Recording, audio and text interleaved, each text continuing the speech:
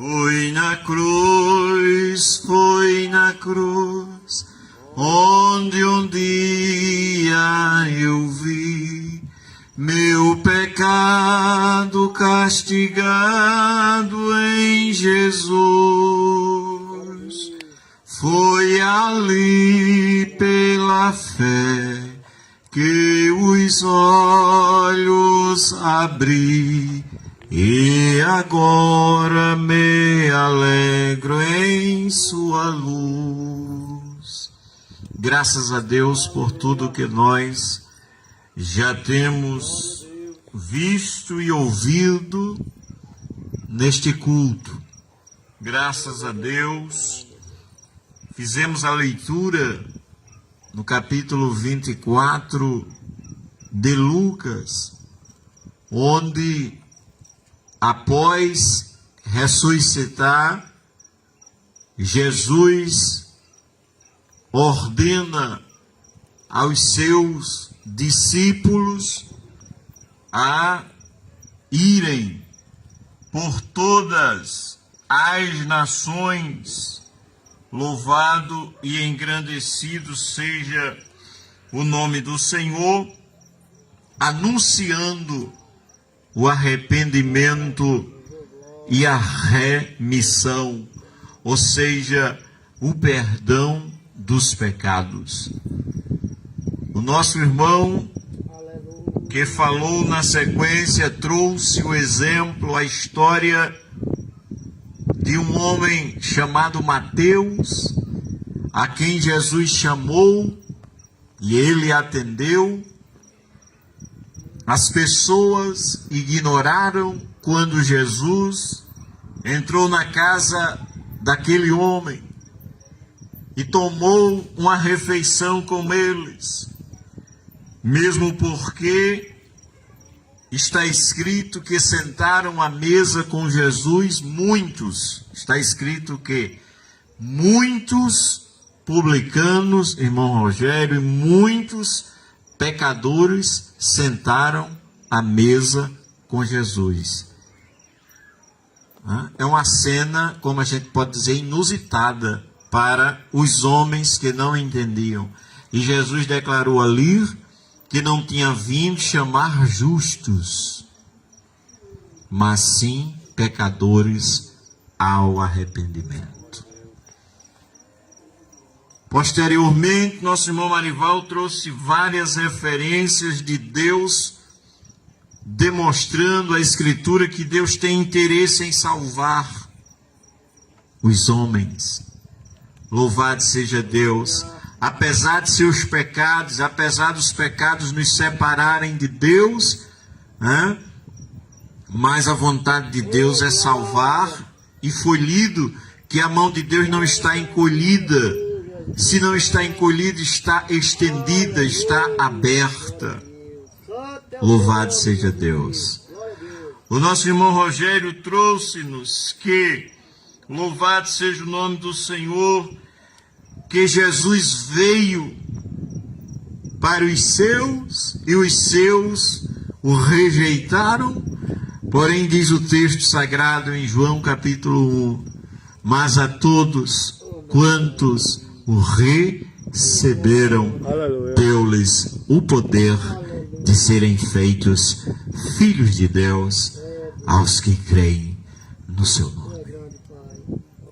Acabamos de ouvir o relato de uma mulher que há 12 anos sofria, e Jesus curou assim, mas Jesus disse: a tua fé te salvou. Glória a Jesus. É muita coisa boa, e isso eu creio é boas novas que nós devemos anunciar. Queridos ouvintes, o texto que li, capítulo 24, versículo 46, e disse-lhes: assim está escrito, e assim convinha que o Cristo padecesse e ao terceiro dia ressuscitasse dos mortos, e em seu nome se pregasse o arrependimento e o perdão dos pecados. Sabe onde? Em todas as nações. Por isso que essa palavra chegou a nós e por isso que estamos a compartilhar nesta noite esta palavra. Queridos, isso é Jesus falando. Lucas 24, 46. E disse-lhes, quem disse aqui foi Jesus aos discípulos. Foi que ele disse, assim está escrito, e assim convinha que o Cristo padecesse, e ao terceiro dia ressuscitasse dos mortos. Jesus está falando exatamente após o terceiro dia que ele ressuscitou. E em seu nome, ou seja, em nome de Jesus, salvo engano já foi mencionado Atos 4:12, e em nenhum outro há salvação, porque debaixo do céu nenhum outro nome há dado aos homens pelo qual possamos ser salvos. E veja o que Jesus disse, em seu nome, em nome de Jesus, se pregasse o arrependimento. Arrependimento, segundo consta do grego, é metanoia, e já falando difícil, que é mudança de pensamento, mudança de mente. Glória seja dada ao nome do Senhor. Eu não sei como as pessoas que nos ouvem compreendem ser salva. A Escritura revela Jesus dizendo, e em meu nome, Jesus podemos ler assim, né? Se pregue o arrependimento e a remissão, que é o perdão dos pecados. Foi bem lido nesta noite, eis que a mão do Senhor não está encolhida para que não possa salvar, Isaías 59, 2, nem o ouvido de Deus está agravado, surdo, tampado, para que ele não possa ouvir. Porém, a informação do verso diz, no entanto, os vossos pecados fazem separação entre vós e o vosso Deus. É bom lembrar que esse texto de Isaías é bem anterior a Jesus. Cerca de 700 anos antes, ou pouco mais, segundo os estudiosos. Os pecados são um problema entre nós e Deus. Mas Jesus está mandando pregar o que? Arrependimento para perdão de pecados.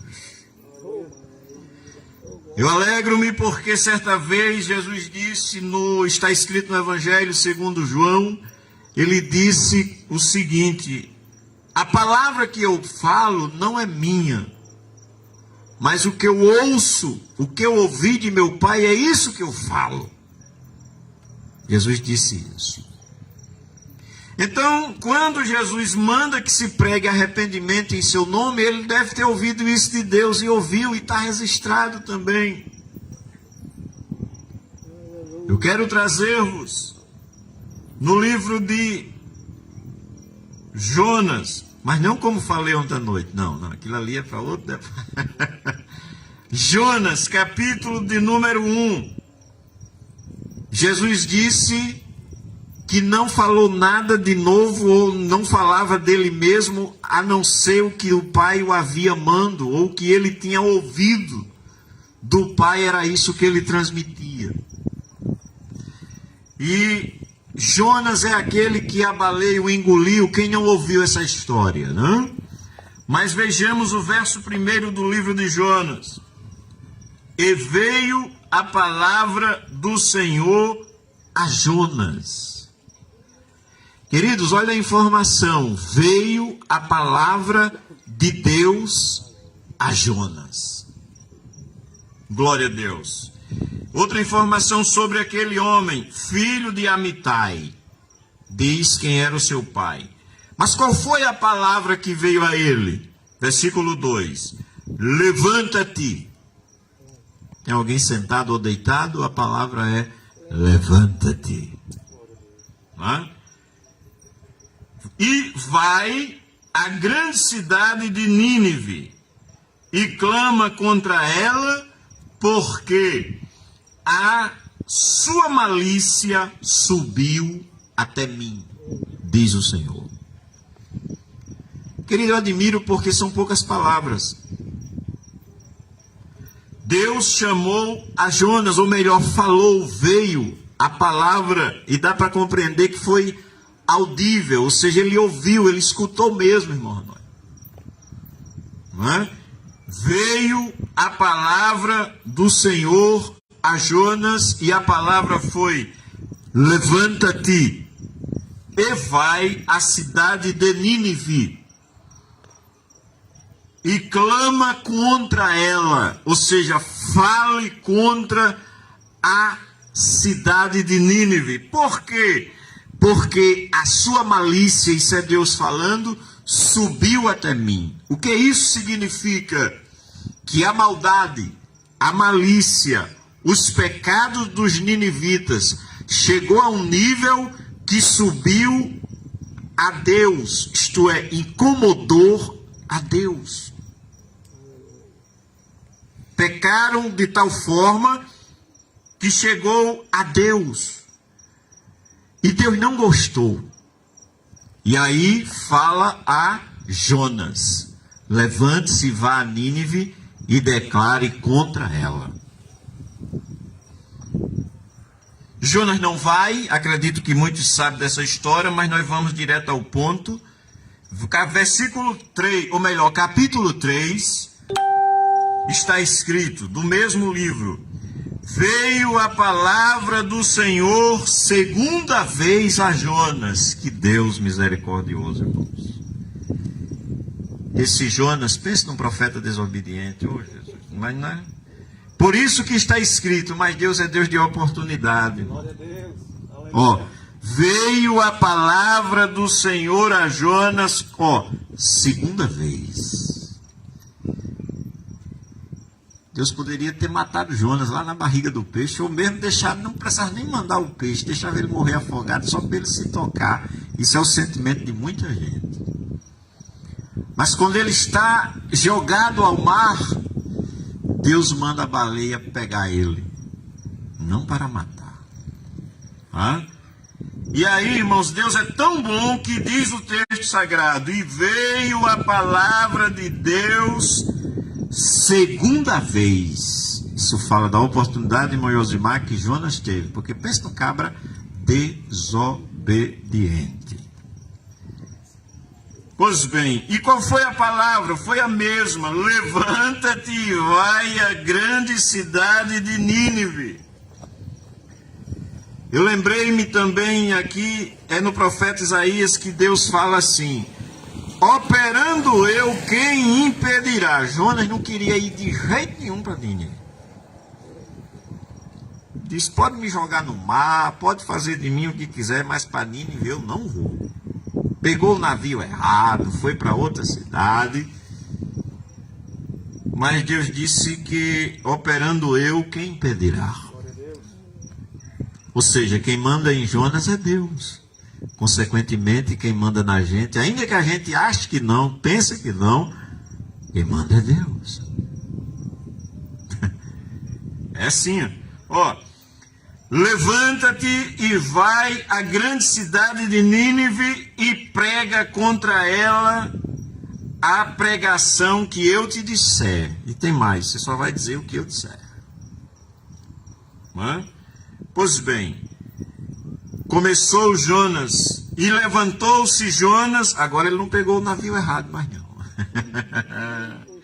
Versículo 3: e levantou-se Jonas e foi a Nínive. Aí aqui a gente pode dizer: não vá não.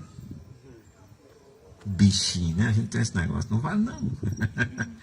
Ou agora não vá não. Não é? Pois bem, e levantou-se Jonas e foi a Nínive, segundo a palavra do Senhor. Era, pois, Nínive uma cidade de 3 dias de caminho. Era uma grande cidade. 3 dias de caminho é uma forma de medida que o escritor tinha disponível na época. como ele media a cidade. A caminhada de um homem, 3 dias caminhando, era uma grande cidade. Porque por mais devagar que você ande, Marival, mas se você andar 3 dias, você anda muito. Entendeu? Então, esse era o tamanho. Os irmãos pensam que é brincadeira. É verdade, andando 3 dias, ele anda muito. Esse era o tamanho de Nínive. E começou Jonas a entrar pela cidade caminho de 1 dia. Olha, qual era o tamanho da cidade? Ou seja, um homem caminhando 3 dias. Jonas só caminhou 1 pregando. Só bastou ele caminhar 1 dia. Ele nem sequer chegou no meio da cidade. Ele caminhou 33%, não é? Da cidade. E começou Jonas a entrar na cidade caminho de 1 dia e pregava. E dizia, qual era a pregação? Ainda 40 dias, Nínive será subvertida, ou seja, será destruída. Que palavra, hein? Ainda 40 dias. E saiu Jonas. Deus me mandou dizer que daqui a 40 dias essa cidade será destruída. E o que é que acontece? E os homens de Nínive creram em Deus. Que coisa, né? Quantas mensagens nós já ouvimos nesta noite? Eu já estou falando pela 4ª, né? Estou sendo o 4º a falar. E Jonas com uma mensagem curta, direta e objetiva. Daqui a 40 dias essa cidade vai ser destruída, diz o Senhor. E o texto diz, e os homens creram em Deus. Irmão Luiz, espera aí, você falou lá do Evangelho que Jesus disse que dever-se-ia pregar em todas as nações. E é interessante que aqui Jonas era um judeu, um israelita, e não estava pregando em Israel, ele estava pregando em outra nação também. Sim, irmão Luiz, mas lá Jesus mandou pregar arrependimento e você está com essa história de Jonas. Vamos continuar lendo. E os homens de Nínive creram em Deus e proclamaram jejum e vestiram-se de panos de saco, desde o maior até o menor, porque esta palavra chegou ao rei de Nínive, e levantou-se do seu trono, tirou de si mesmo as suas vestes, e cobriu-se de pano de saco, e assentou-se sobre a cinza. Isso era sinal de humilhação naquele tempo. As pessoas, além de se arrependerem e demonstrar que estava ali humilhado, faziam essas coisas. O rei tira a veste real, se veste de panos de saco e vai ao pó e vai à cinza. Daí porque no meio pentecostal a expressão face no pó. Na verdade é uma recomendação lá de Lamentações, né? Que é muito bom quando o homem ainda na mocidade reconhece, né? E põe a boca no pó. Quem sabe, Hanoi, tem esperança, né? Põe a face no pó. Pois bem, aqui o texto diz que o rei fez isso e decretou no seu reino que todos os homens também o fizessem. E qual foi o resultado disso? Pode perguntar, e o que isso tem a ver com o que Jesus mandou pregar? Vamos terminar de ler?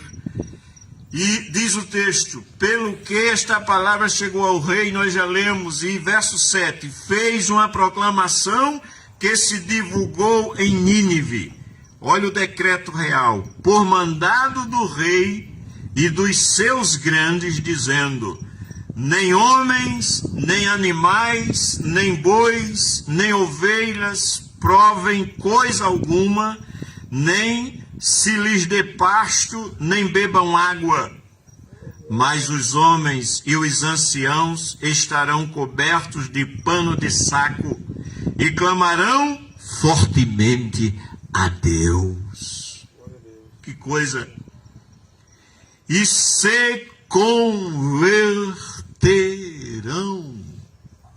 Olha, e se converterão cada um do seu mau caminho e da sua violência. Olha como diz no primeiro versículo, o segundo versículo: levanta-te, Jonas, e vai a Nínive, porque a sua malícia subiu até mim. E o que tinha ali naquela cidade, aqui no decreto real, revela maldade e violência. E o rei disse: olha, que cada um se converta da sua maldade. Louvado e engrandecido, e clamem a Deus fortemente, se converta cada um do seu mau caminho. Aleluia, e da violência das suas mãos. Quem sabe, diz o rei, quem sabe se voltará a Deus e se arrependerá e se apartará do furor da sua ira, de sorte que não pereçamos. Querido, que coisa tremenda. E outra vez é bom observar, isso é um homem, Marival, não era um israelita. Ele não era um escolhido. Do escolhido a gente lê o Manassés. Esse homem era um rei gentil, ou diga-se, era um rei pagão, irmão Rogério. A idade vai falhando já. Essa pausa não é por outra coisa não, é porque eu estava procurando o nome do rapaz. Aquele rei era um gentil, era um pagão, ele tinha outros deuses. E eles estavam pecando de maneira tal, o mau caminho, a violência estava grande ali. Característica do período pré-diluviano. Mas o que foi que aquele homem fez? Ele fez e decretou como rei que era, que todo mundo se humilhasse, que houve ali um jejum, até para os animais e para os anciãos.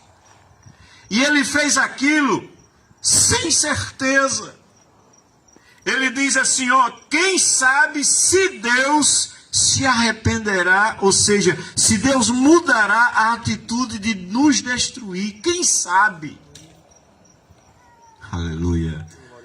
Mas que coisa grande é o nosso Deus. E Deus viu as obras deles, como se converteram do seu mau caminho, e sabe o que Deus fez? E Deus se arrependeu do mal que tinha lhes dito e não fez. Isso é Deus gracioso, irmãos, isso é graça. Graça é favor imerecido. Eu tenho me alegrado em Deus, irmãos, porque tenho encontrado um Deus gracioso lá antes de Jesus. Porque, na verdade, Ele é o Senhor que nunca quis destruir os homens. Se nós lermos Ezequiel, capítulo de número 18, Deus declara o seguinte, que Ele não tem prazer na morte do ímpio, não. Deus não quer. Por Ele os homens não morreriam em pecado, não. Vamos ler o texto. Ezequiel 18. Nós aqui gostamos e muitas vezes, como quando Jesus entrou na casa de Mateus, como foi lido nesta noite, as pessoas não aprovaram, não gostaram. Ezequiel 18, versículo 20, diz assim, a alma que pecar, essa morrerá. Se a gente ler só essa frase, meu irmão, se tu pecar, tu vai... Se eu ler só até aqui, mas observemos que quando diz a alma que pecar, essa morrerá, tem ponto e vírgula, quer dizer, não terminou o assunto aqui. É bom continuar lendo. E continuando lendo, ele está escrito, o filho não levará a maldade do pai, nem o pai levará a maldade do filho. A justiça do justo ficará sobre ele, e a iniquidade do ímpio ficará sobre ele. Vamos ler mais o 21. Mas, se o ímpio se converter, Lembra do rei de Nínive? Aleluia. Mas se o ímpio se converter de todos os seus pecados que cometeu, foi o que aconteceu lá em Nínive. Aleluia. E guardar os meus mandamentos e estatutos e fizer juízo e justiça, veja o que diz a Escritura, certamente viverá, não morrerá. Aleluia. Oh Deus. De todas as suas transgressões que cometeu, não haverá lembrança contra ele, pela sua justiça que praticou, viverá. Aí vem uma pergunta da parte de Deus no 23. Desejaria eu de qualquer maneira a morte do ímpio, diz o Senhor Jeová. Não desejo antes que se converta dos seus caminhos e viva. Oh, glória a Deus. Que maravilha, irmãos. E é por isso que eu estou aqui. Porque Ele é misericordioso. Porque Ele não quis me matar, motivos teve de sobras. Mas Ele é bondoso e me deu chance. Me deu oportunidade e nós abraçamos pela sua bondade. E essa é a vontade de Deus para todos os homens. Baseado em que você diz isso? Porque Jesus disse, olha, preguem o arrependimento e a remissão dos pecados em todas as nações. Arrependimento e perdão de Deus, irmãos, não está restrito a Israel, não. Não está restrito à descendência de Abraão, não. É para todos os homens em toda a face da terra. Então, meus queridos, que Deus lhe abençoe. Você que ouviu, não a nós, mas você que ouviu a palavra. Creia nela e saiba, Deus não quer destruir ninguém.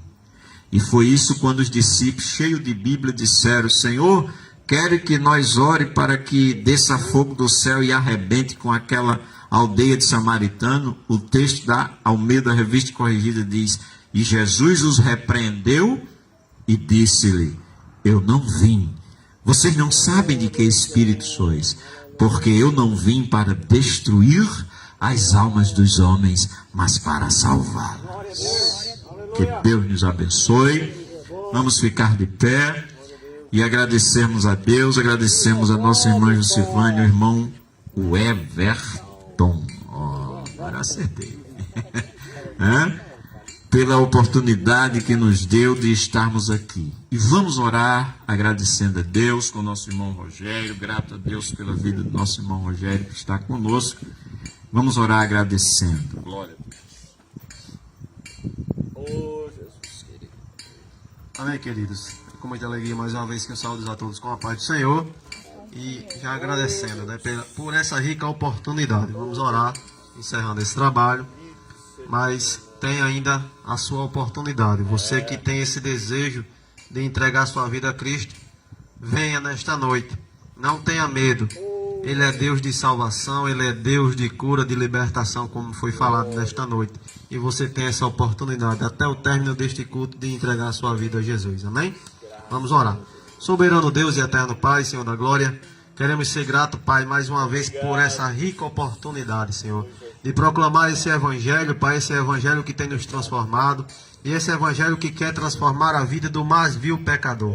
Meu Deus, abençoa, Pai, aqueles que ouviram, Pai, a Tua palavra. Aqueles que não puderam vir, meu Deus, mas que estão em suas casas. Aqueles irmãos também que Deus, vieram de suas casas para cooperar nesta obra, Senhor. Abençoa grandemente a cada um em nome de Jesus. Sim, meu Deus, os moradores da residência, Senhor, que cederam a casa, como foi falado nesta noite.